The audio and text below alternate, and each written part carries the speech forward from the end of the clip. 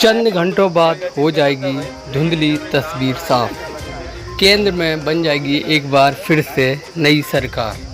फर्रुखाबाद लोकसभा चुनाव की 4 जून को सातनामपुर मंडी में 22 राउंडों में होगी मतगणना। इसके लिए विधानसभावार एआरओ सहित 15 टेबल लगाई जाएंगी।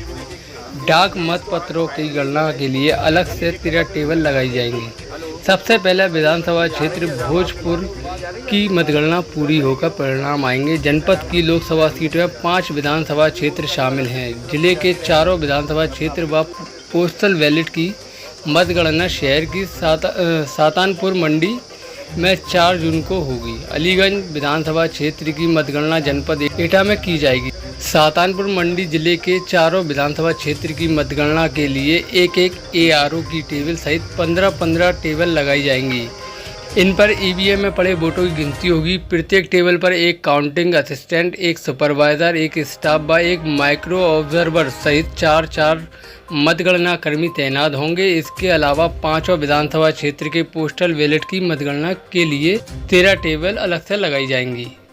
इसमें प्रत्येक टेबल पर एआरओ, 2 काउंटिंग असिस्टेंट, एक सुपरवाइजर व एक माइक्रो ऑब्जर्वर मतगणना में लगाए जाएंगे। इस हिसाब से कुल 73 टेबल पर मतगणना की जाएगी। कुल 32 राउंड में होने वाली मतगणना में सबसे पहले विधानसभा क्षेत्र भोजपुरा का परिणाम आएगा। सबसे बाद में कायमगंज का परिणाम घोषित होगा। पुलिस अधीक्षक विकास कुमार ने बताया कि सुरक्षा व्यवस्था को लेकर मतगणना स्थल सातानपुर मंडी मार्ग पर 6 बैरियर में सेंट्रल जेल चौराहा, सुमिता हॉस्पिटल के पास, कोल्ड स्टोरेज के निकट, मंडी गेट नंबर 3 के सामने, पेट्रोल पंप के सामने और आईटीआई चौराहे पर बैरियर लगाए जाएंगे।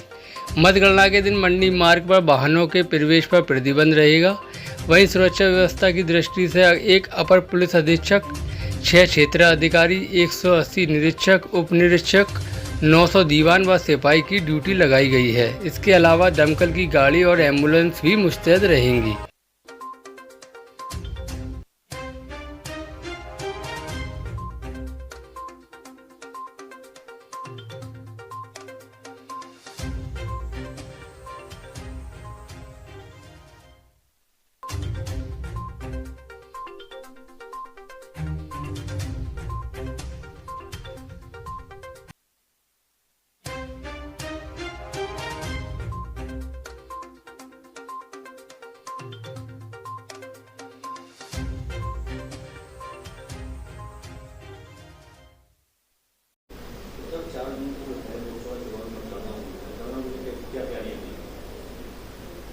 जैसा कि आप सब जानते हैं कि 4 जून 2024 को सातनपुर मंडी समिति जो उसमें मतगणना चारों विधानसभा का होगा। मतगणना के लिए प्रत्येक विधानसभावार एआरओ के नेतृत्व में मतगणना होगी। इसमें कि 14 टेबल ईवीएम काउंटिंग के लिए लगाई गई है। उसके अतिरिक्त पोस्टल बैलेट और ईटीवीवीएस स्कैनिंग के लिए अलग से हॉल 3A बनाया गया है, जिसमें कि ईटीवीवीएस की और पोस्टल बैलेट की काउंटिंग होगी। पूरे परिसर में जो सीलिंग की भी कार्रवाई होनी है, जहाँ स्ट्रांग रूम बना हुआ वहीं पे हमारे सभी विधानसभा का काउंटिंग के बाद सीलिंग की भी कार्रवाई होगी। इसके अलावा मीडिया सेंटर भी बनाया गया है। मोबाइल रखने के लिए तीनों गेट पे, गेट नंबर 1, 2 और 3 पे मोबाइल डिपोजिशन सेंटर है।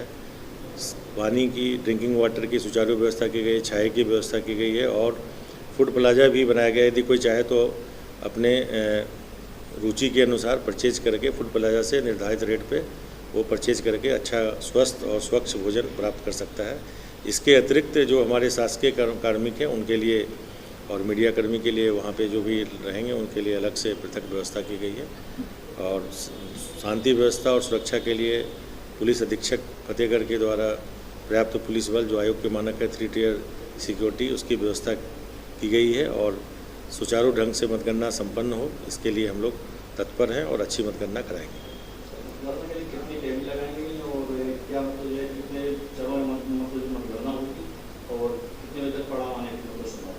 देखिए, प्रत्येक विधानसभा में 14 टेबल है और हर एक किसी में 25 राउंड होगा, किसी में 32 या 33 राउंड तक भी है। तो जिसमें ज़्यादा राउंड होगा, बट नेचुरल है कि वहाँ पे समय ज़्यादा लगेगा और अभी उम्मीद और कयास लगाना मुश्किल है कि मतगणना कितने बजे समाप्त होगी। नॉर्मली ईवीएम की मतगणना जो है हम लोग कोशिश करेंगे कि एक्यूरेसी के साथ जल्दी समाप्त हो और पोस्टल बैलेट और ईटीवीएस की स्कैनिंग जैसे होगी उसकी भी मतगणना साथ साथ समाप्त हो जाएगी और कम समय में अच्छे ढंग से मतगणना कराने का हम लोग पूर्ण प्रयास करेंगे। Thank you.